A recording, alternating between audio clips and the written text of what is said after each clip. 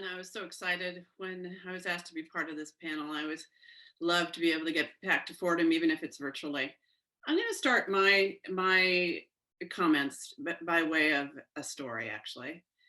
I remember it was I remember vividly, it was a rainy Thursday night in November, and I was sitting outside a boardroom at GE Capital. And it was actually November of 2008.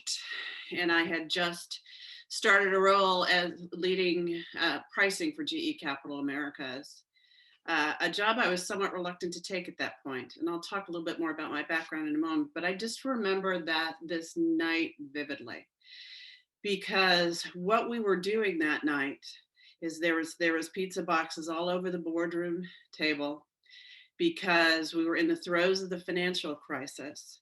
And we were essentially trying to figure out and watching the commercial paper market flow around the world. And instead of trying to figure out how to fund and how to do new business at GE Capital, I was sitting with attorneys figuring out what business we could not fund. And our CEO was fielding calls from one of the largest auto manufacturers looking for cash. And so it was really a stark evening. And it was the beginning, it was shortly after the Lehman bankruptcy and the beginning of the throes of the financial crisis. It was also a fall that my oldest child started college. And so I was transitioning and thinking about what this next phase of my life was going to look like. And it was also at a time that I had just become a board member and recently involved with a nonprofit that was very focused on helping break the cycle of poverty for women, getting them better skills and better jobs and better lives. So it was the confluence of these events, and then building on that night, subsequently thereafter, about a third of my colleagues lost their jobs at GE Capital and across the financial services industry, and were thrown into a job market where there really weren't any jobs to go to. So all of this for me created a time of incredible personal reflection about what I wanted to do in what I wanted the next phase of my life to look like. And unlike some of my younger fellow alumni, I was 20 plus years into a career that was deep and steeped in both technology at IBM and across financial services at GE Capital. And the questions that were incredibly compelling to me that rose that night, and then I continued to pursue thereafter, was one, how could I find out how I could participate not only in my personal life, but in the marketplace in an authentic way, and help figure out how to use the skills and talents and experience I had to help make changes in how we look at capitalism and how some of the mechanisms of it worked.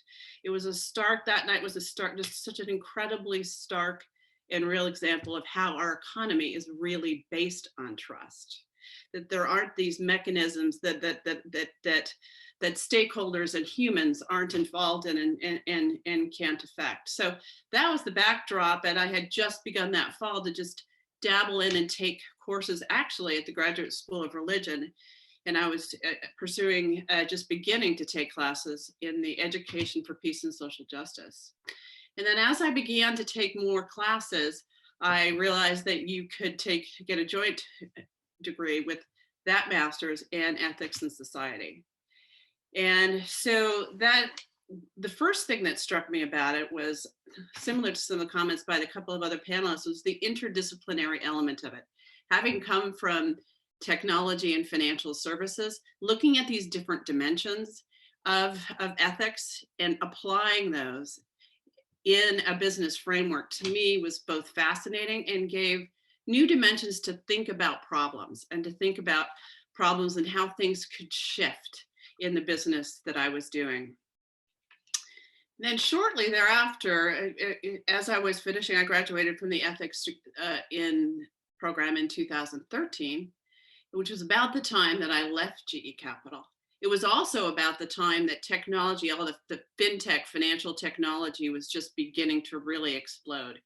And what I found compelling about that, it was bringing together finance and technology in ways that were making finance more inclusive, potentially more transparent, and solving some of the issues of fairness and ethics, of which there are many in our financial services model.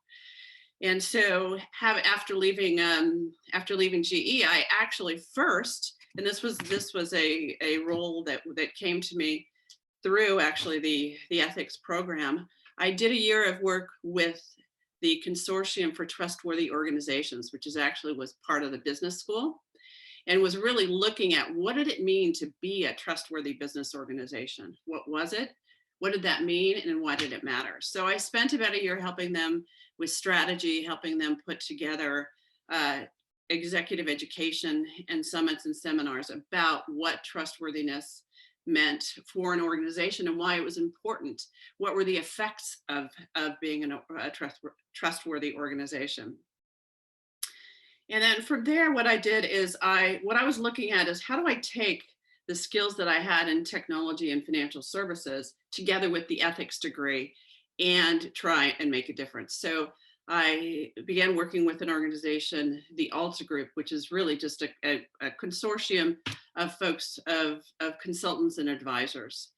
And so where I've pivoted my work now is to do consulting and advisory around financial technology and models that can be more sustainable and more inclusive. So for example, I'm currently advising a client, which is a European bank, that wants to invest in and do strategic alliances with businesses that are focused on sustainable financial solutions, things that make an impact in terms of moving what they call Industry 4.0 models in food and in energy.